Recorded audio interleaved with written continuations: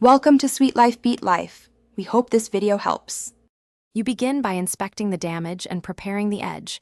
Remove any loose or curled banding with a sharp utility knife, shallow cuts only. Next, clean the substrate with denatured alcohol so new adhesive bonds properly. If adhesive remains, gently scrape with a plastic scraper. Measure the gap and note the band material, PVC, veneer, or melamine, because that determines glue choice and heat technique.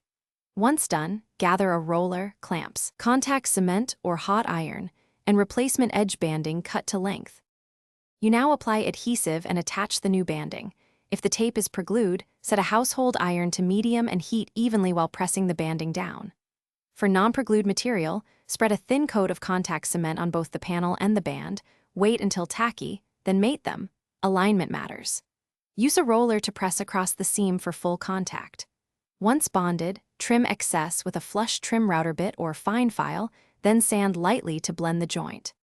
Finish by sanding the edge lightly with 220 grit, working toward the face so you don't gouge the surface.